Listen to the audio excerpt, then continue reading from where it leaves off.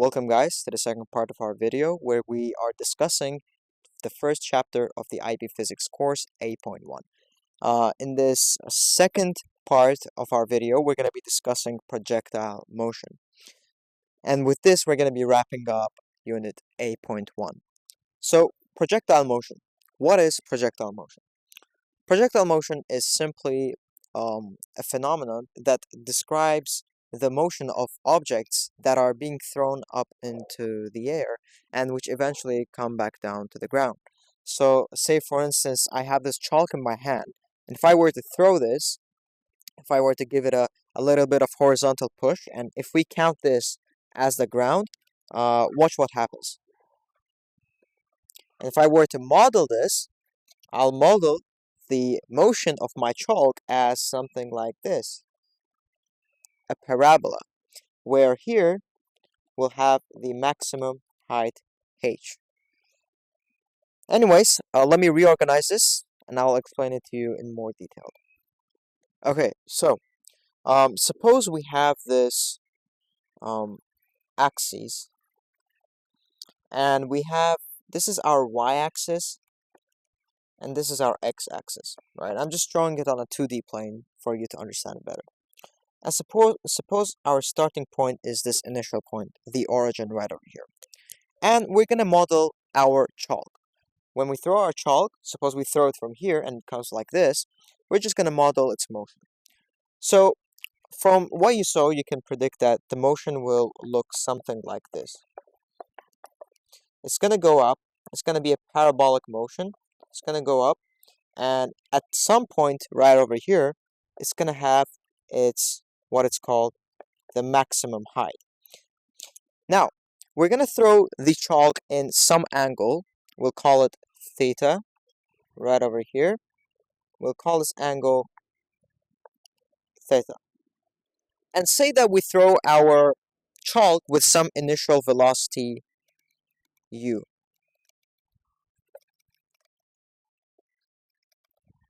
U is our initial velocity. Now, one important thing you have to consider when dealing with projectile motions are the vertical and the horizontal velocity components. So when you throw, there is a vertical velocity that's pushing the object upwards, and when you throw, there's also the horizontal component of the velocity, which makes the object travel horizontally. And so in the beginning, both of them are present. We have here our initial horizontal component of the velocity. We're just going to call it ux, and then here we have here our initial, I'll call this uy, and the uy is the initial vertical velocity right over here. And both of these uy and ux, they both make up u. So let me draw it right over here. So this is uy and this is, say, ux, right? And if you bring, so these are vectors, and in physics you're going to be dealing a lot with vectors. And the sum of the vectors, if you sum them up, it's going to be like this. And by the way, I'm going to show you quickly how to add these two vectors. If you have uy and ux, what you want to do, since they're vectors, just take uy, don't change its direction, but change it horizontally, shift it towards ux. So we have now here ux, and we have here uy. And the line joining from the tail of this ux to the head of this uy, that is going to be your u. Now, the next most important thing to consider in projectile motion is that your velocity at your maximum height is always the vertical velocity, by the way. The vertical velocity is always equal to 0. Because when you throw an object, when it reaches its maximum height, it stops there for a second, right? It stops there because the velocity is 0, the vertical velocity is 0. And then it accelerates down towards the ground. So at here, we label that at this point, our v is equal to 0. Right, now let's go ahead and compute how to find the range in this projectile motion. The range is the horizontal distance from the start point to the end point. So we're going to label it as r. Your range is only dependent on your horizontal velocity and the time taken. So range is simply the distance, and distance we know it's speed multiplied by times. So multiplied by time, and so it's going to be Vx multiplied by time taken. And remember, your horizontal velocity, unless we're not considering air resistance, your horizontal velocity will always be constant. So you can say that ux is equal to vx, because technically there's nothing affecting your horizontal velocity if there's no friction in the air. But your vertical velocity will change because gravity is pulling down the object, and gravity is accelerating the object towards the ground, hence vertical velocity changes. Okay, this is the first formula that you will need to know about. Alright, now, to find the time taken from the initial position till the maximum height, we're going to be using this following formula. V equals U plus AT. And this was from our kinematics video. So if you haven't still watched our kinematics video, I'm highly recommending you guys to go ahead and check out that video, because we're going to be applying most of the formulas from there. Anyways, when we're working with this formula, we want to talk about which velocities we're using, because there is vertical velocity, which is this, and then there is horizontal velocity. Well, we can see that the maximum height is dependent on the vertical velocity. Hence, we're going to be using this equation only in the vertical direction. And that means this is going to be Vy, this is going to be Uy, and this is going to be acceleration in the y direction. And acceleration in the y direction is simply the gravitational field strength. It's the gravitational acceleration that is pointing downwards.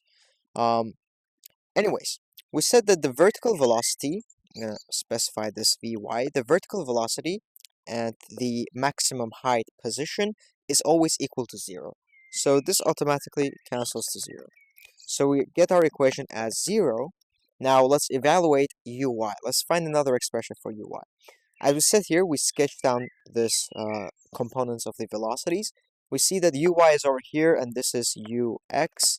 And so we can say that the sine of theta is equal to Uy over U, and then Uy becomes U sine theta. So we replace this with U sine theta, and this is going to be minus gt. Now the reason for the minus sign here is because the gravitational field strength is pulling the object downwards, and we said that when something is being pulled downwards, we usually take it as the negative direction, and when something is going upwards, we take it as the positive direction.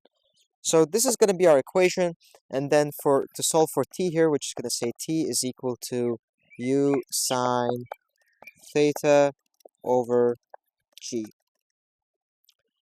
And so this is the time taken from the initial position to the maximum height. Now let's compute the total time taken throughout the projectile motion. For example, the time taken from here till the very end position. Now that is simple, because the time taken from here to here and from here to here is the same. So to find the total time taken, t total is going to be simply 2 times this time taken, u sine theta over g. And this is max height. And so this is one of the equation, and this is the other equation that you can use to find the time taken. So this is from here to here, from the initial position to maximum position, and this is just generally the total time taken throughout the projectile motion.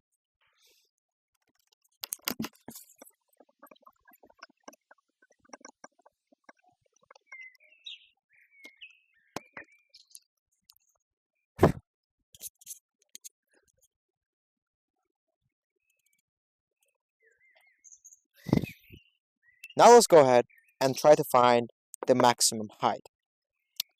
What is the maximum height? Suppose there's going to be a question in your exam asking you to find the maximum height reached. To find this, I'm going to go ahead and use this formula. v squared is equal to u squared plus 2as, and s is the displacement. Now, as we said, we're going to have to choose a component to work with, and again, height is dependent on the vertical velocity, hence we're going to be working with the vertical direction, and sy. And sy is simply going to be the height.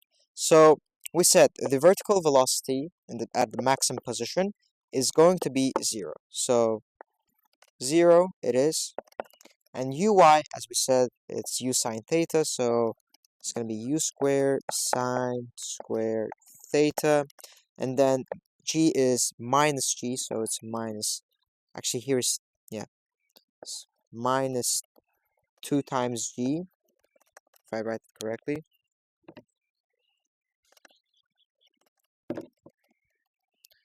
Minus 2gh, because sy, the vertical displacement, is simply going to be h. And then rearranging and solving for h, we're going to get h is equal to u squared sine squared theta over 2g.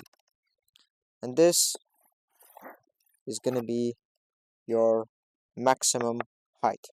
So let's go ahead and work with a problem. It is said that our projectile motion is launched at an angle of, it's launched at a speed of 6 meters per second, and we're going to call it a ball. So a ball is launched at the initial speed of 6 meters per second and at an angle of 30 degrees. And we're being told to find the time taken for the entire projectile motion. Basically, how long does it take for the ball to go up and go down? So time taken, as we said, the total time taken is going to be 2 times u sine theta over g. I'm just going to put the t right over here. And then we're just going to plug in what we know. 2 times u is 5. And sine theta, sine 30. Sine 30 degrees over g. G is going to be 9.81. So if we go ahead and evaluate, sine 30 is 1 over 2. So this goes to 5 over g. Our answer is this.